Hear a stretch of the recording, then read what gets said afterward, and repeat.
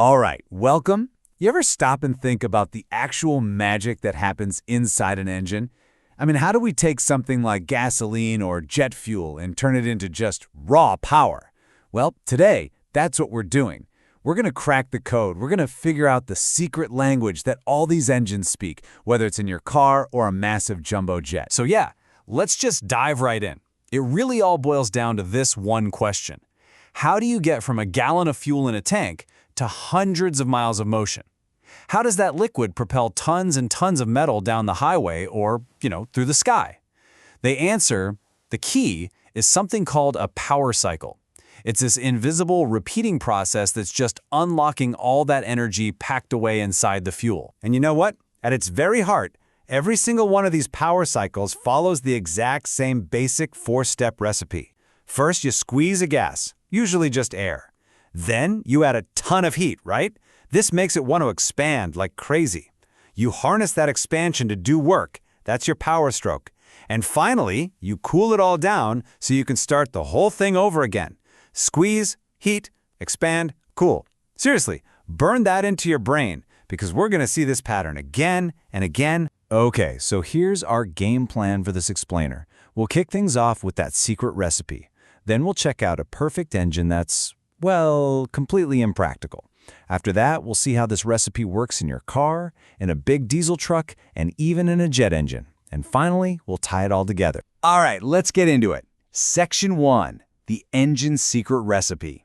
This is all about understanding the language of power. We're starting with the real fundamentals here, the science of turning heat into actual usable motion. So that secret recipe we just talked about? Well, it's got an official name, a power cycle. Basically, it's just a series of steps, thermodynamic processes, where some kind of fluid, usually just air, gets put through our squeeze, heat, expand, and cool sequence.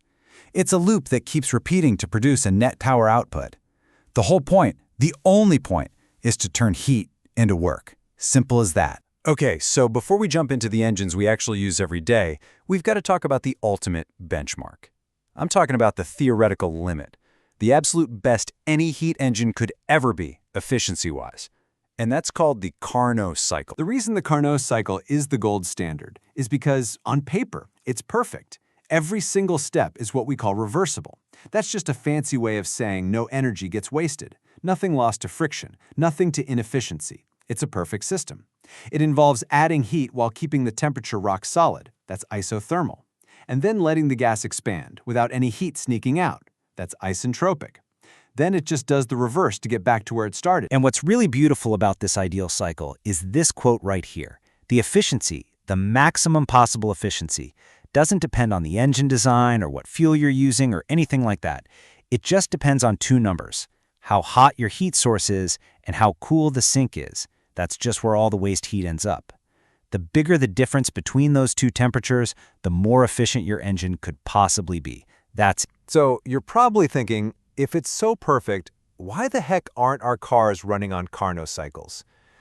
Well, the problem, the big roadblock, is a hardware one. That whole idea of transferring heat while keeping the temperature perfectly constant, it's incredibly difficult. It would require huge, clunky equipment and would take forever.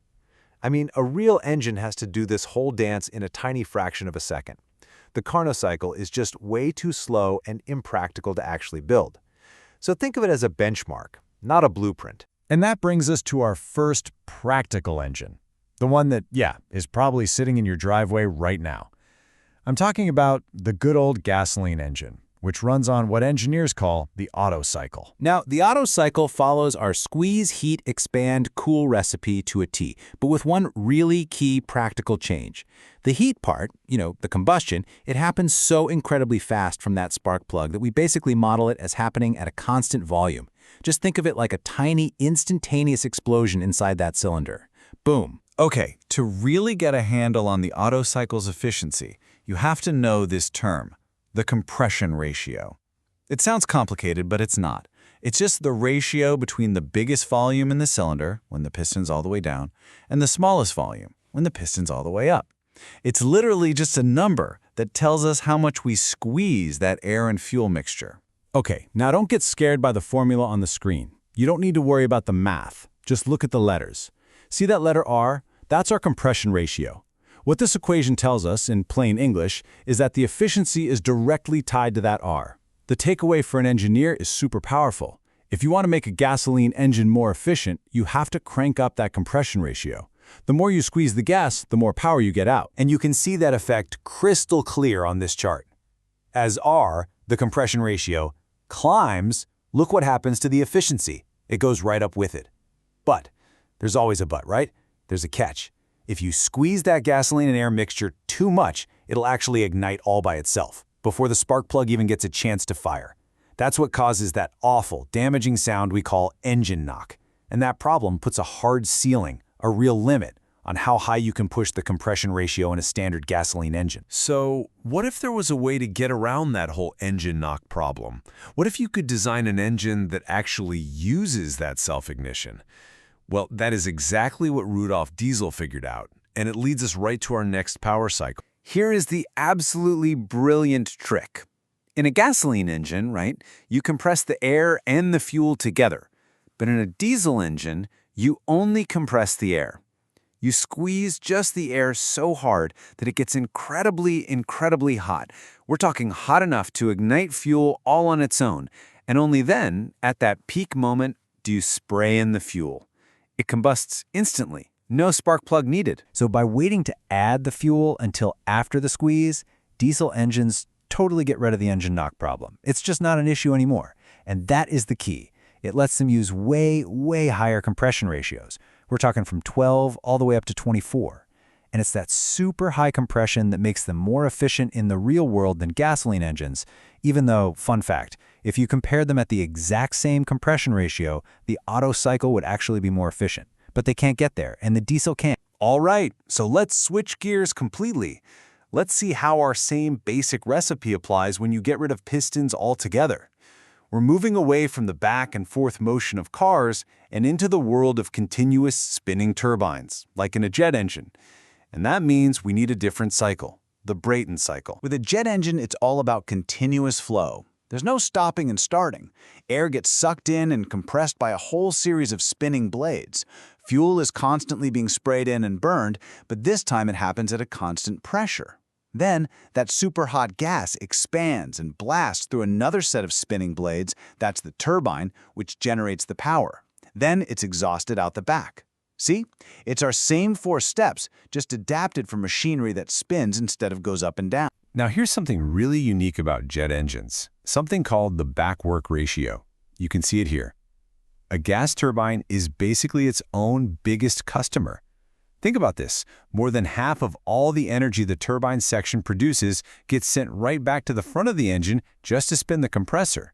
That is a massive internal energy bill that you just don't have in a car engine. But wait, all that incredibly hot exhaust gas shooting out the back? That's not just waste, it's a huge opportunity for recycling energy. So engineers came up with a really clever process called regeneration. They use that hot exhaust to preheat the air after it's been compressed, but before it gets to the combustion chamber. This means you need less fuel to get the air up to temperature, and that saves a ton of fuel and really boosts the engine's overall efficiency. It's genius. Okay, let's bring it all home now. These cycles we've talked about, Otto, Diesel, and Brayton, they aren't just some abstract theories you'd find in a dusty old textbook. No, they are the fundamental logical models, the actual blueprints that engineers use every single day to design and improve literally every heat engine we rely on. So let's just recap really quickly. You've got the Otto cycle. Its key feature is that constant volume heat-in ignited by a spark. That's why it's perfect for gasoline cars.